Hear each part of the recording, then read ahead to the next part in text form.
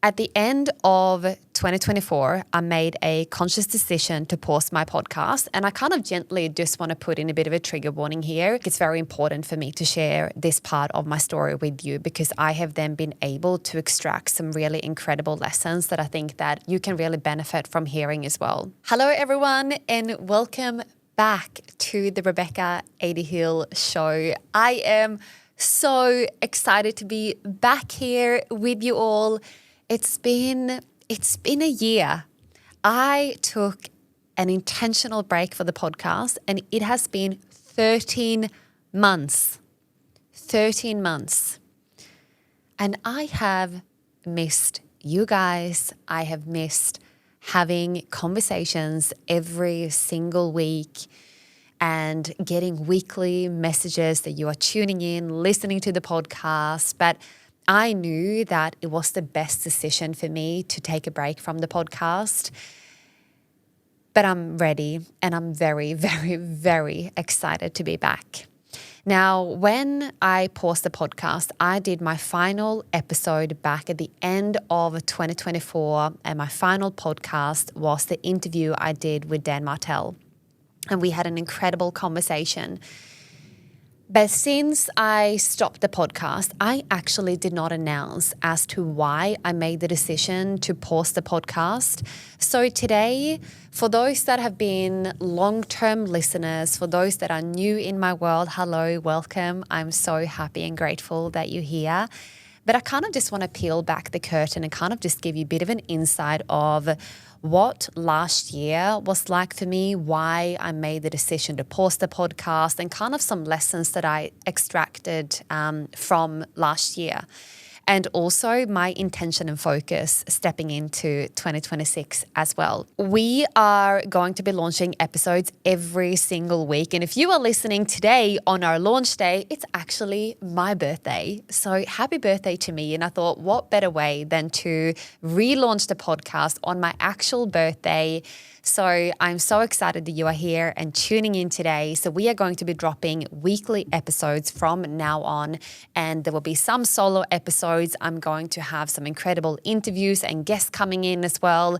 And as you know, or if you don't know yet, my podcast is all about giving you as much knowledge, energy, momentum, and everything that you need so that you can become the most successful, unwavering founder as possible. At the end of 2024, I made a conscious decision to pause my podcast, and I kind of gently just want to put in a bit of a trigger warning here. I'm going to be touching on grief and loss. So if that is something that you don't want to hear, please pause the podcast. I love you so much, and then come back to the next episode. But I do feel like it's very important for me to share this part of my story with you because I have then been able to extract some really incredible lessons that I think that you can really benefit from hearing as well.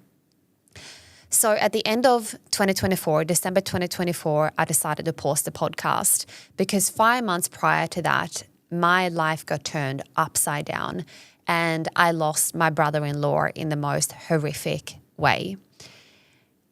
A way that I don't wish upon any family, any human, and it's happening far too often in the world.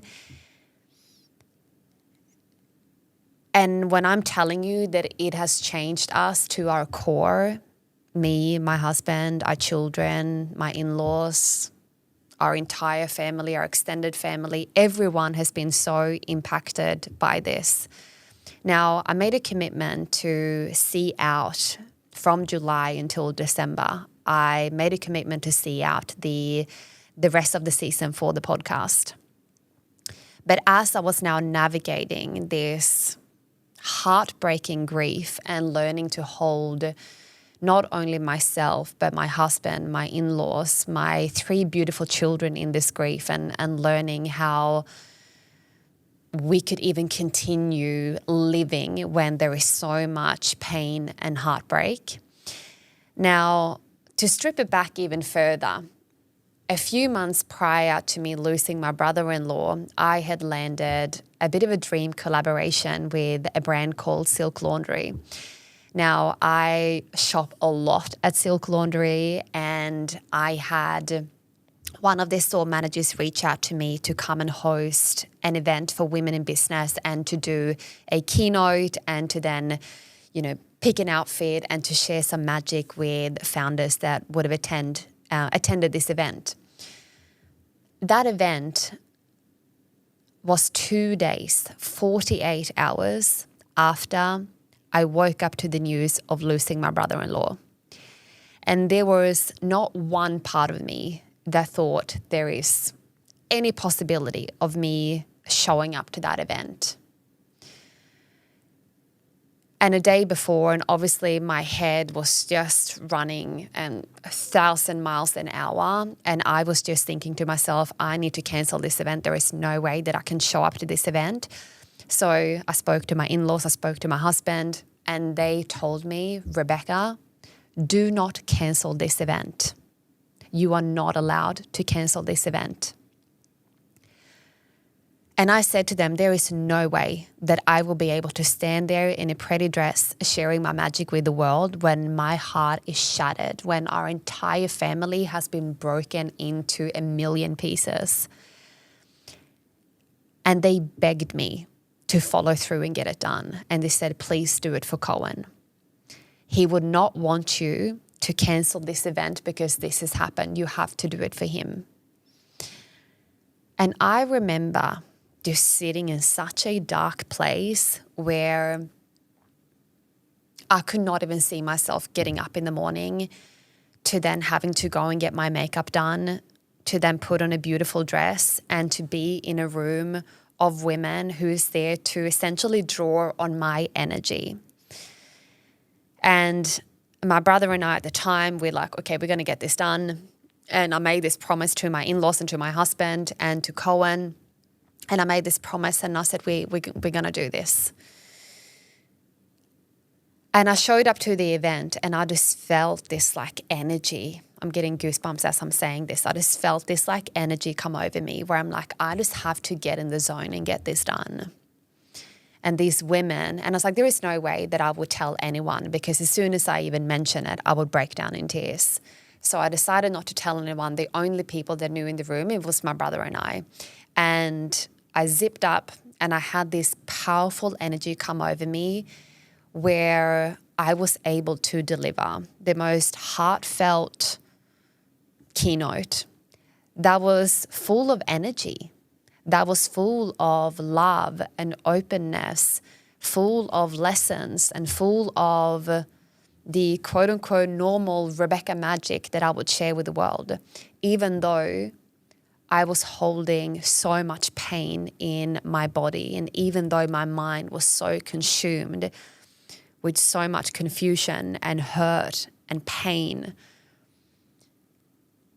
As I jumped into the car after we finished this incredible evening, and I must say it's one of the highlights of 2024.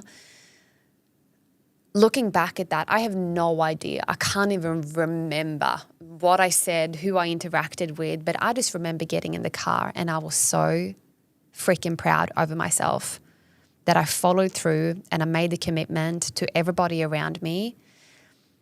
But if my in-laws and my husband and the people around me that knew, if they had not pushed me to say, you have to show up and do this, there was no way that I would have followed through on that event.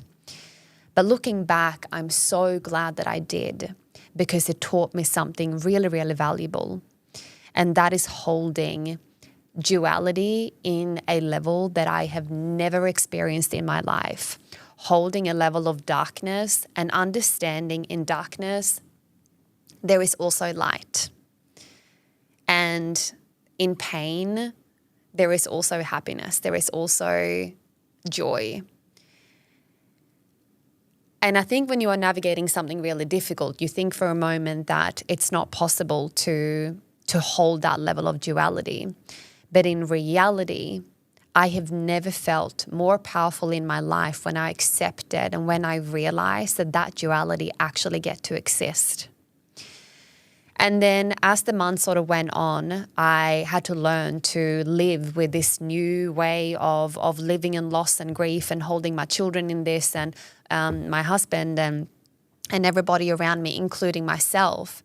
And I realized that this really took a toll on my energy, that even though I could hold that level of duality, I'm not one to bypass. So I would show up and I would sit here and I would smile and I would look into the camera and I would show up and I would get the work done. And I said to my clients, and of course I told my clients what had happened.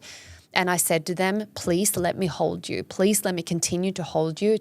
It's really important for me as I continue to navigate this new way of living.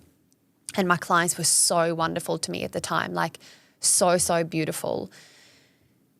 And as that kind of journey went on, I realized that my energy started to get quite depleted. I started to feel a level of pressure that I had not really felt in forever, holding a level of duality because this was also impacting my sleep. It was really difficult to put our children to sleep because we'd woken up in the morning to the news. So the whole bedtime routine, I was like now co-sleeping with 3 kids and, they wouldn't really leave my side. So sleep wasn't so great. And, all the other stresses that comes with grief and just like the internal stress that your body kind of holds. And that started to take a toll on me. And there were sort of months before I actually realized how much that was impacting me. And I was coming sort of towards the end of December. I realized that I need to start to deload my bar.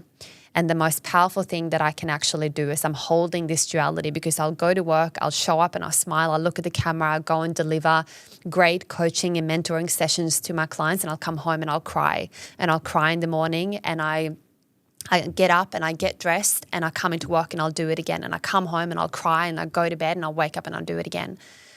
You can only do that for so long until you realize that now my life had completely changed. So everything had changed, but nothing had changed. But I knew in order for me to keep on moving in my business, because I don't believe in stopping is never going to be the solution.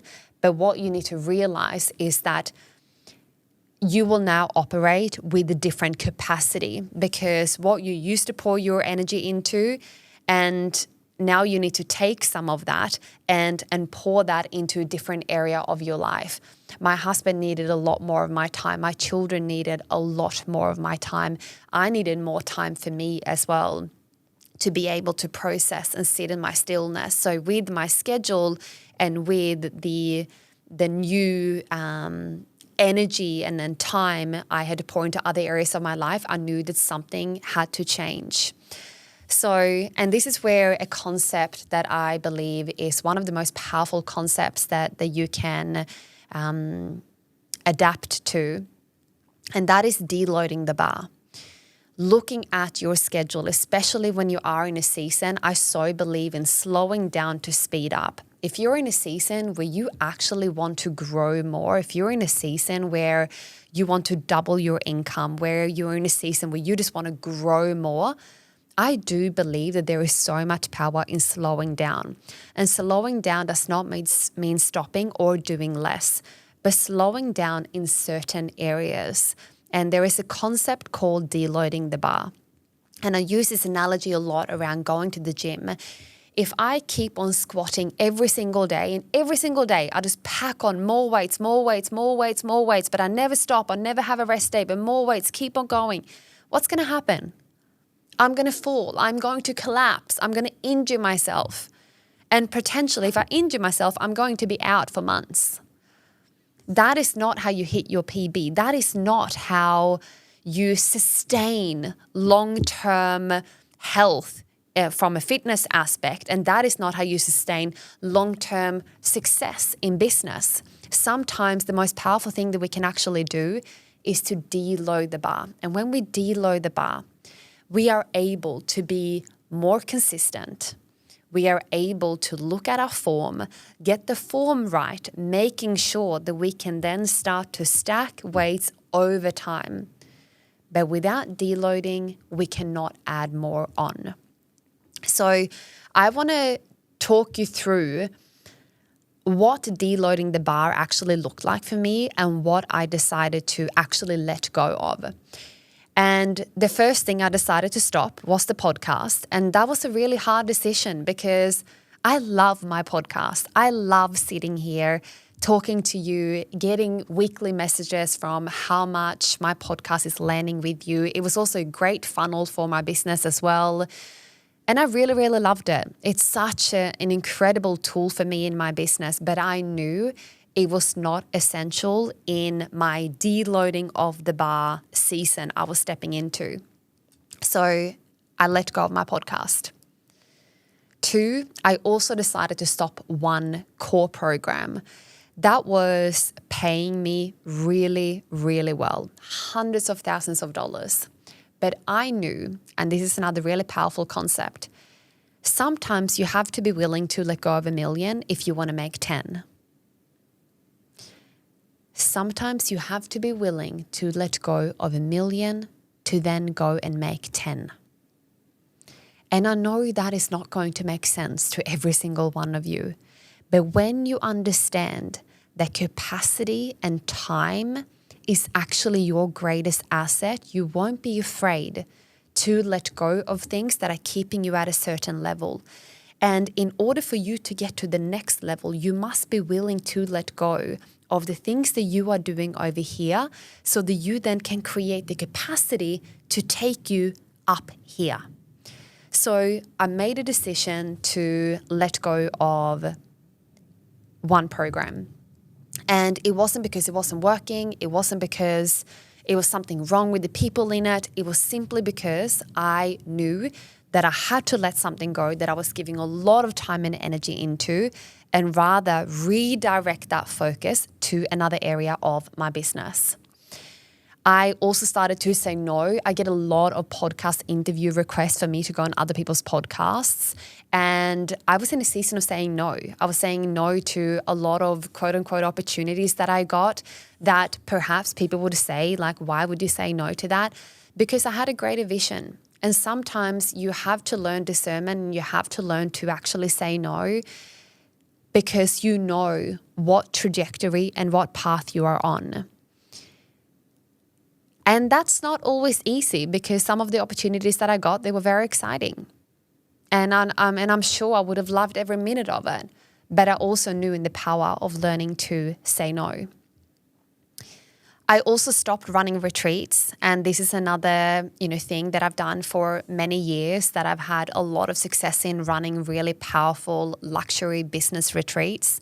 But the reality with the business retreat, it's a lot of output, huge output for little direct profit. The profit really comes after when you have people like, I don't have to go into great detail. That's a conversation for another time. But there is no direct profit in most retreats, and especially the sort of retreats that I was running. And it's huge output. And also, it was a commitment for me to leave my family for 3 days and something that I was simply not willing to do.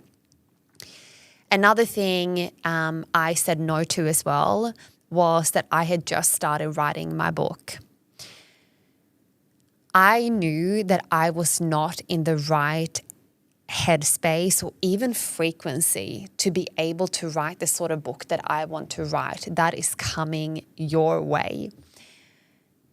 I knew that I would do myself, the book, and you a disservice by writing from the energy that I was in. So by stripping that back and saying, no, this is not going to be the year, because once you have learned to extract all of the lessons that this year is going to give you, this book is going to be even more powerful. And am I glad that I held off? Because coming into 2026, I have so many lessons, and I'm so big on sharing from the scar and not the wound, because we can't fully extract the lessons if we are still in the wound and trying to share from the wound. The best thing that now, as I'm slowly healing and my family is slowly healing and coming to terms and acceptance of our new life, what's really powerful is I have so many more lessons that I'm able to share with you because I have sat in my grief and learning to see myself through an entirely different lens. And the power that comes with learning to share from the scar and not the wound. I'm so glad that I held off writing that book, because the magic that I have coming your way will be far greater than trying to rush something for the sake of rushing it. And the last thing that I stopped was that I stopped live launching.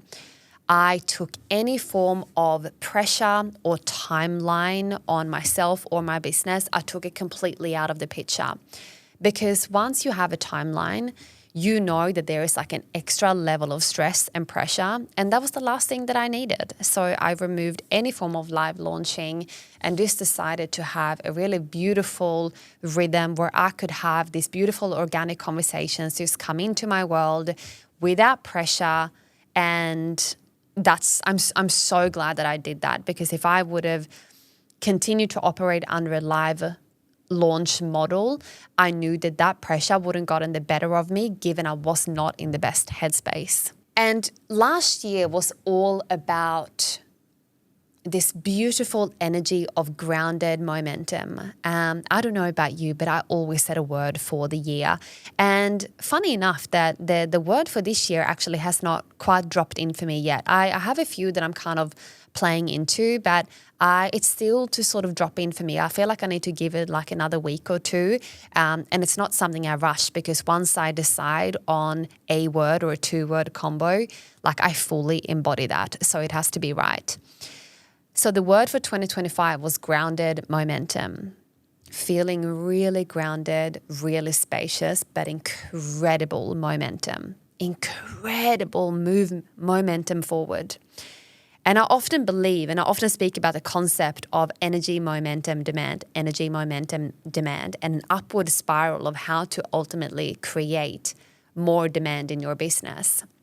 So I knew by me giving myself the capacity, I knew that would increase my energy on the things I wanted to focus on. 2, that will then propel into more momentum in my business. I would feel spacious, which means I'm grounded. That will give me more momentum. And the more momentum I have, the byproduct is more demand in my business. So now I want to share actually what I did do instead, because now I've told you all of the things that I stopped doing, and now I want to share with you what I actually did do instead and the incredible results that actually came from that. Number 1, I refined and scaled one passive funnel. Not 10, not 20, 1. I refined and scaled one passive funnel so I could wake up to sales every single day. And I wanted that so refined to every bump offer, every OTO, the vertical funnel, the horizontal funnel, looking at the CLV. I went so deep on the organic content, on the paid ads, looking at the stats, refining those, going all in on creatives, to really making sure that funnel was performing at peak. That's number 1, without actually increasing my output. Number 2 was that I actually enhanced my client ascension pathway. So ultimately, when founders come in to work with me, there are often at multiple different stages. And rather than having just multiple different ad hoc offers, I refined my client ascension pathway even more. So I went deeper in the clients that I currently had. I went deeper into their transformation and really understanding and seeing how I could support their evolution. So looking at that client ascension pathway, making sure that I was already 2 steps ahead. So by the time they had gotten a transformation or a result, I already had the next bottleneck and the solution for that.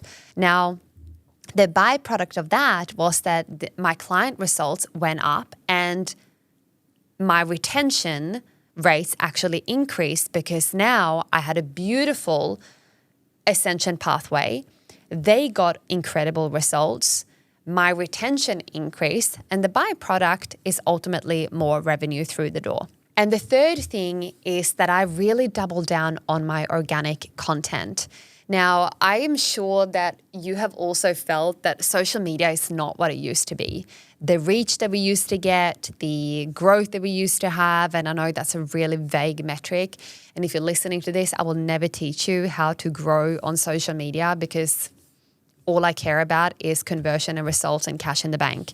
That's a very vague metric. I believe the growth is a byproduct of you creating really incredible content and getting paid for it, and potentially your following will grow as a byproduct of that, but that's never the focus to grow your account. So I decided to go deeper on my organic content, really actually showing a broader variety of content, more of me, more of my essence, more of my personality.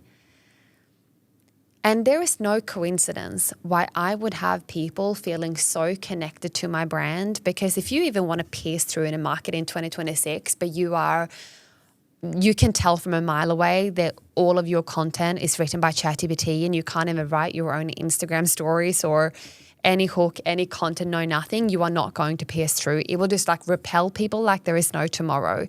So I feel like the most powerful thing that we can actually do in 2026 if you want to pierce through in a market, which I would say that I really embodied in 2025, was to show a broader variety of you and the true essence of who you are, your expression, your personality, your charisma, just more of you. People want human connection. They want depth. They actually want to get to know the person behind the brand. And that ultimately is going to shorten the time frame of you building trust with your audience, and which means the quicker you will actually get paid. So I really nailed my organic content, and that is also a really good way of building proof of concept for any sort of paid advertising you want to do as well. So I would look at, if I knew that I wanted to create an ad, I would proof test that from an organic standpoint, really making sure that was landing with my audience. And once I had that proof of concept, I saw conversion, I will then put ad spend behind that, and that will obviously increase my revenue. And I honored my energy and my family's needs above all else. My energy, my family came first. And my family will always come first, but I don't always honor my energy. But I knew that in 2025, that was going to be a season for me where I honored my energy. And if you've been here for a while, you know my mantra. If you haven't heard it before, please write this down. This was a mantra that dropped in for me on a meditation a few years ago. And I've used it ever since. I have it on, if you are watching this video now, you will be able to see this. I've got it on my notebooks. It's internal stillness, external speed. I sat in a meditation one day and I asked, what is the fastest road to success? And all I could hear in my mind's eye was internal stillness, external speed, internal stillness, external speed. And this quote and this mantra is being used by a lot of people. And it's such a beautiful energy to operate from. To be able to have this beautiful internal stillness where you are feeling so grounded and connected, honoring your energy, but your external world can move fast. We don't have to slow down, but once our external world starts to actually reflect how we are feeling on the inside, that is often when it leads to burnout. That is when you start to procrastinate. That is when you start to feel like everything feels too much, because you are letting the speed of your external world reflect your internal state. Internal stillness, external speed is the fastest road to success.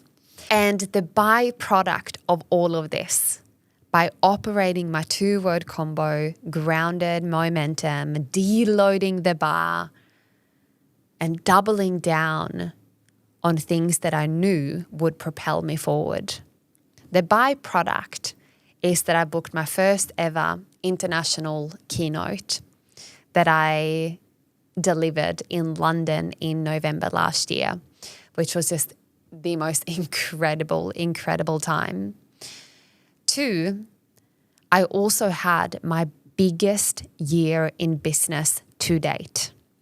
My biggest revenue year in business. And I'm reflecting on this because two things happened. And they kind of like, when I'm like 1 + 1 does not equal 2 here, but somehow it's adding up somehow. I deloaded the bar, so I actually did less in my business. I was navigating the biggest level of duality in that I did not even know was possible. I can tell you that. And the byproduct is my biggest year in business to date. What is that actually teaching us? What is that teaching us? What that has taught me is that, number one, you don't have to be in a good mood to move the needle forward in your business. You don't have to have your life to be perfect in order for you to make impact in your business. Everyone's like, you have to be embodied. You have to like be in the energy. No, that's fucking bullshit. For most days in 2025, I sat in complete fucking shambles with my heart torn, with my family being fucking heartbroken, yet I had my biggest year in business. I did not feel like going to work the majority of the time. I did not feel like showing up online. I did not feel like getting dressed. I did not feel like doing my makeup. I didn't feel like doing probably 85% of all the shit I had to do. But I accepted a level of duality. So if someone tells you that it's all about the energy, no. Let me be the evidence that you can have a shit day and still show up like a really powerful founder and get shit done in your business. That is lesson number 1. Lesson number 2, diluting your focus and adding more things isn't going to fast track your growth.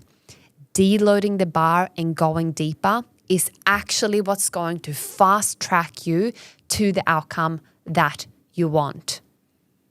I was navigating the biggest level of duality and I did less in my business, which has resulted in international keynotes and my biggest year in business to date. There is no coincidence, and I'm not planning on changing that now in 2026 because it has taught me that that is the path and that is the key and the unlock to actually fast tracking your results. So the energy now stepping into 2026 and having the podcast back on my birthday, what an incredible way to celebrate my birthday. This year, we're going bigger. We're having bigger conversations. We are being bolder with our brands. We are being more audacious with the things that we want. We are even more focused around the conversations we entertain, the people that we let in our circle, the energy that we even put out to the world or let into our energy field, what we are focusing on, what we are saying yes to, what we are saying no to. 100% clarity on your vision, 100% believe that you can do it with 100% execution. If you have those 3, you will get to where you want to go. And I am so committed that this year is the year where I am wholeheartedly showing up as the best version of myself that I can possibly be in all areas of my life. Because I have the privilege of leading some and mentoring some incredible founders. And if I'm going to hold them to an incredible high standard, I must hold myself to that same standard as well. Another thing that I'm really excited about in 2026 is that I feel like it's the energy of collaborations with other founders, really locking arms with the right people. But this time, I'm actually taking my clients with me, that the people that I am going to pour my time and energy into are actually my clients, enhancing their visibility, enhancing the way they are seen, enhancing their credibility, their authority, and being able to leverage me and my brand to actually accelerate and fast track their growth. I will also have more in-person experiences to just create more depth with people, human connection, laughter. And I ran my first event at the end of last year, and I had an incredible group of selected founders here in the studio with me. And I am telling you, the feedback that I got from this event, and I went full black tie. We had live music, we had oysters and sushi and cocktails and mocktails and champagne and just candles everywhere and red roses wrapped in 80 Hill branding. It was just the most phenomenal night. And I really like to go above and beyond in everything that I do. And this was no different. And people had no idea what to expect. I sent them a letter by mail. I went full old school, and I didn't tell them too much. I just said, dress in black tie, and this is an evening on me. Come to the event. And what I've realized by every single founder in that group is that your network is really your net worth. There were some incredible conversations had on that evening, and since what I've heard is that people are now looking at ways in which they can collaborate moving forward. Collaboration and locking arms with the right people is what's ultimately going to fast track your growth in 2026. We are no longer scaling in isolation. We are scaling by locking arms with the right people. My friends, we are going to wrap up today's episode. I am so happy to be back. Thank you for being here. Thank you for tuning in on my birthday and for listening. We are back. The podcast is back, and I cannot wait to continue to drop you weekly episodes and just share my magic and my heart with you all. I cannot wait to see you back here next week for another episode.